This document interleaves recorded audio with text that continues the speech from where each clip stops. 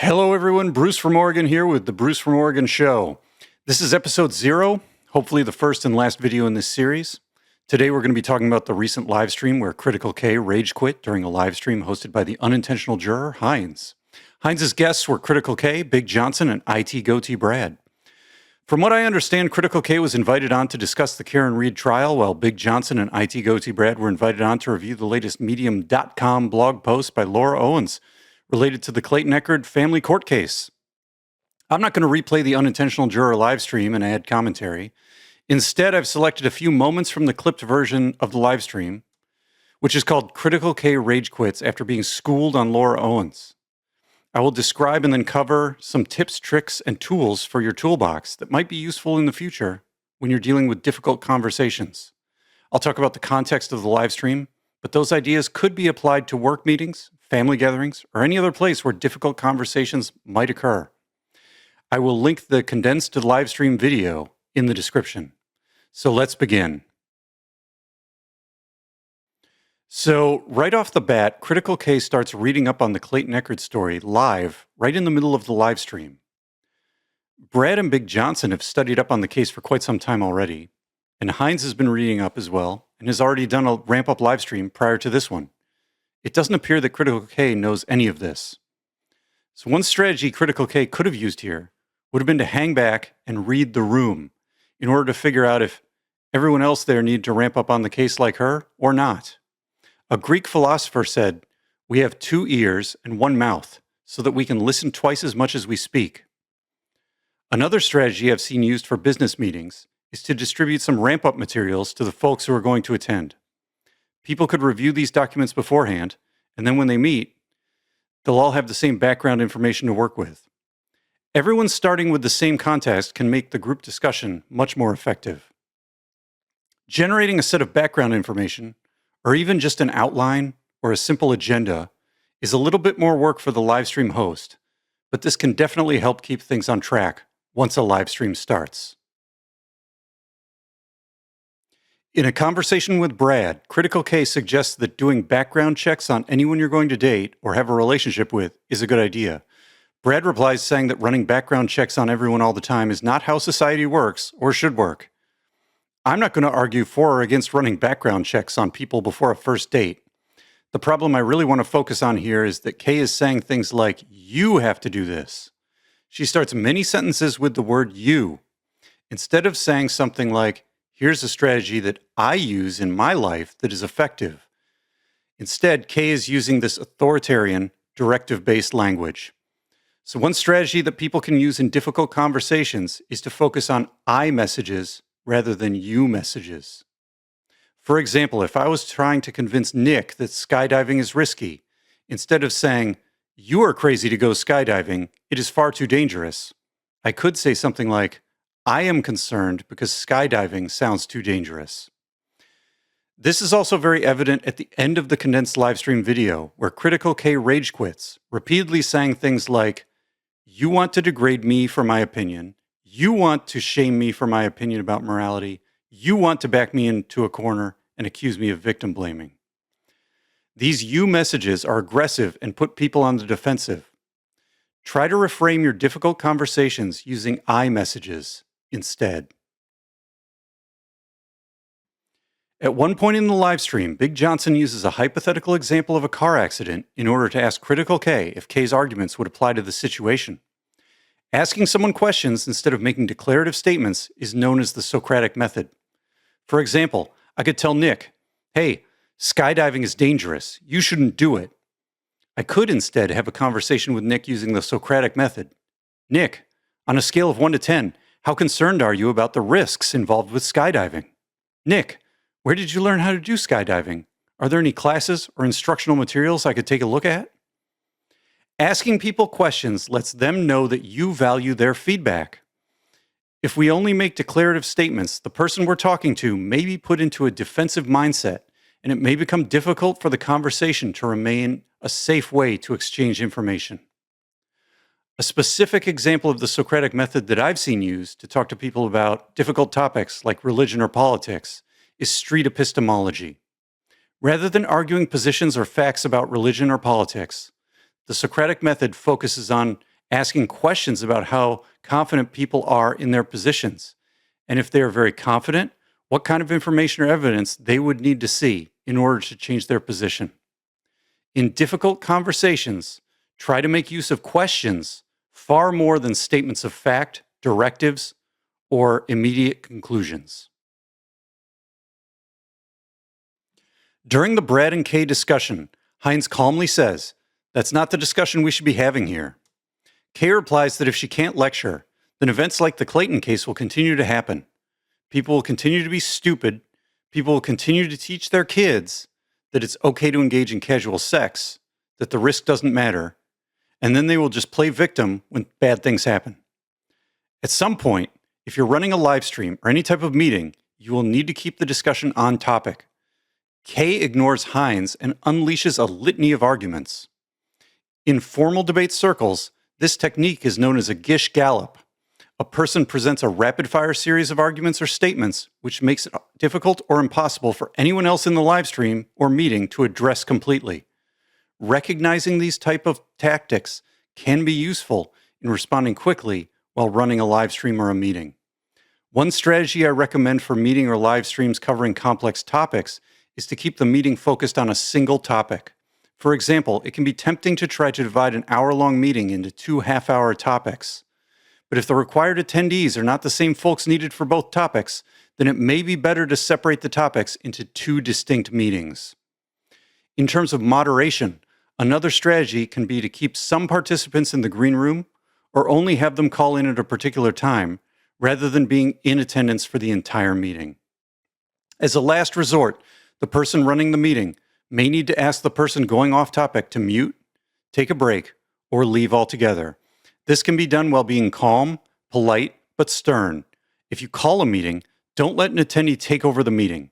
Utilize the authority that you have as early as possible in order to save everyone's valuable time.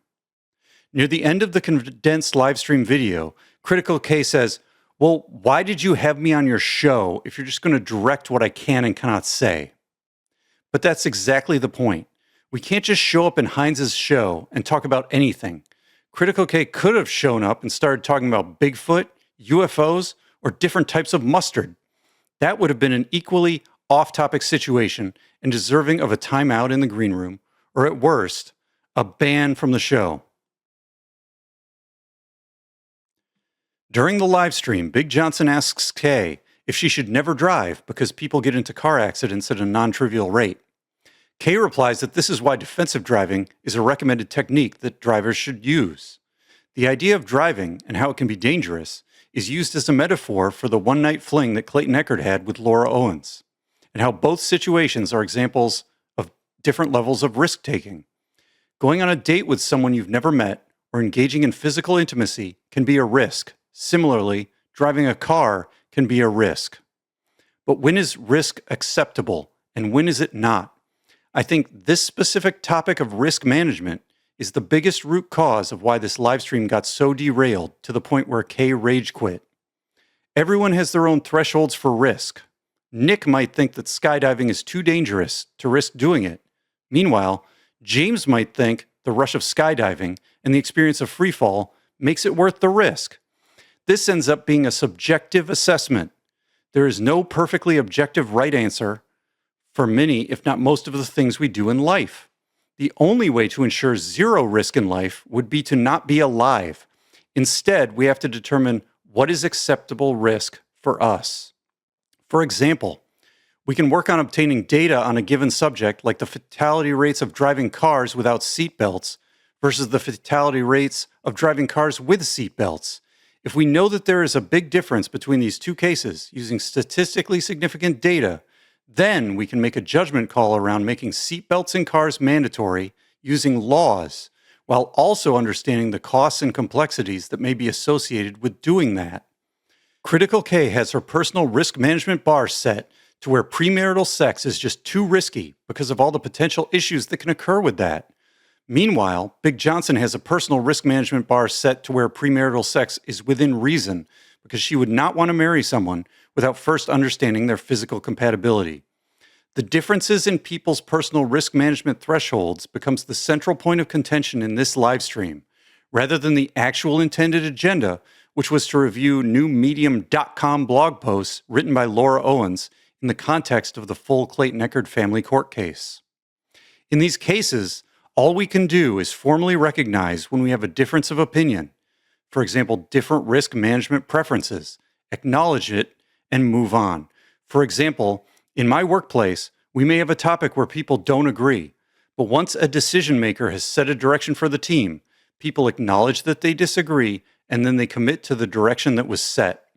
In this specific live stream case, there was no one making a decision that anyone in the panel can influence with their arguments.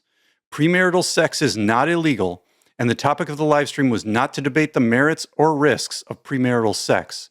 So in this case, Critical K could have simply noted that she disagrees with Clayton's decision to engage in premarital blowjobs and that she disagrees with Big Johnson's position on premarital sex and moved on, committing to the actual agenda of the live stream. Others in the panel could have encouraged her to do so as well, with moderation by the live stream host as a last resort. Critical K claims the live stream is wasting its time trying to reason with the crazy people on the internet in response to Heinz explaining that covering the court case, reviewing the court documents, and reviewing the blog posts related to the court case informs viewers of the situation and the potential consequences of what has happened. For example, Judge Mata's ruling. Critical K seems to think it is useless to inform people that the alleged fake pregnancy scams are occurring because crazy people aren't going to learn from this woman's mistakes. Big Johnson agrees that Laura will not admit she allegedly lied. Instead, Big Johnson argues that it would be a good goal to have the requirement for family court cases involving pregnancy to require proof of pregnancy and/or paternity prior to cases being filed. Critical K then argues that laws won't be changed without grassroots efforts. Heinz and Big Johnson reply saying the live stream itself is part of the grassroots effort to educate people on the case and explain why a new law might be necessary. Critical K argues that the live stream is just idle gossip. Now, I have been part of a nonprofit organization that raised money, hired a lobbyist, and got a new law introduced in the state of Oregon. So it is possible. But in order to have that impulse of citizen concern to get that money raised in order for new laws to be passed, live streams like the one we're reviewing today can be useful in order to inform people. Talking about a court case in a live stream and debating if there needs to be a new law or not for a particular jurisdiction is not idle gossip. There's a saying that the solution to bad speech is more and better speech. Rather than censoring bad speech, the solution is to inform people of the bad speech and argue against it using logic and reason. This is known as the counter-speech doctrine, and this is an important principle when talking about the First Amendment of the United States in a legal context. For example, if there is a YouTube channel arguing for the concept of flat Earth, the solution is not to ban the channel, censor it, or try to obfuscate it. The solution is for other channels to create content explaining why the flat Earth model just doesn't work. To explain the Eratosthenes well experiment, to review NASA photos and videos of the globe Earth, to do the math on the rotation of the Earth using ring laser gyroscopes. If Laura Owens and her lawyer, David S. Gingras Esquire, are writing blog posts on the internet with their theory of the Clayton Echard family court case, the solution is not to sit quietly by and cross your fingers hoping that someone else will do something about it. The solution is to write your own blog, create your own video, run your own live stream, and discuss it in order for viewers to learn, consider, and make up their own minds. And if enough people agree that a new law has to be put into place, then they can organize, raise money, and work on that. But that work will not happen without exposure. In terms of general advice for difficult conversations, my recommendation is to put all of the information that you have on the table as soon as possible. It is best to find problems with information or situations sooner rather than later in order to do something about it. Don't omit data just because it has a negative connotation, or it could refute your ideas, or because it makes you feel uncomfortable. Embrace truth, transparency, and full disclosure of all information that you have available to you. Critical K claims many people have been prosecuted for faking pregnancies, and that the Clayton case is not special other than the fact that he's a celebrity. When Big Johnson mentions another celebrity case in Arizona, Kay claims Maricopa County must be the problem and wishes everyone good luck. One thing I try to keep in mind or be clear about when talking to people about topics in meetings or live streams is if something I'm talking about is a personal anecdote versus a statistical trend. Sometimes people will conflate personal anecdotes with broader claims related to real statistical trends. For example, if there are two anecdotes about celebrity stories involving allegedly fake pregnancies, it does not imply that there is a statistically significant problem occurring in Maricopa County. Big Johnson pointing out the existence of the Clayton case and the related celebrity case is not said to imply a statistically significant trend, but is merely to point out a flaw with the legal system and or the judicial system in the area where she lives. Whether that problem just happens to be a specific percentage of the population is not the point. It can be helpful to explain to people in conversation if you are talking about a single incident or a personal anecdote versus a statistical trend that has been measured in some formal way. This can avoid misunderstandings in conversation or situations where two people are talking past each other because they're each considering a different statistical scope or context. After Critical K rage quits, Brad says, and the stream just got better. How this man sat quietly after listening to Critical K go off the rails, I can't explain. Perhaps Brad should have been an NFL kicker because of the pure ice water running through his veins. Nothing was going to faze him. Totally amazing. And shout out to Big Johnson for showcasing some examples of the concepts I have in the video today. To summarize my recommendations based on this live stream video, number 1, read the room. Listen more than you talk. Number 2, try to use I statements rather than you statements. Number 3, ask questions more than making declarative statements. Use the Socratic method. Number 4, set an agenda, get everyone on the meeting in the same page, and moderate as needed. Number 5, risk management is subjective. Recognize when things are subjective versus objective. Number 6, put all of the information on the table, even if the data indicates there's a problem or issue or makes you uncomfortable. Number 7, recognize and acknowledge the difference between anecdotes and true statistical trends. As a reminder, the video that I've walked through today is called Critical K Rage Quits After Being Schooled on Laura Owens by Heinz on the Unintentional Juror channel. I'll have a link to that in the video description here. I recommend watching that video with my ideas and suggestions in mind. Maybe you'll come up with some other ideas that could be helpful for people as well when dealing with difficult conversations. Feel free to leave any other ideas in the comments section here. Thanks so much. This is Bruce from Oregon, your moose in the streets. Have a great week ahead. Cheers.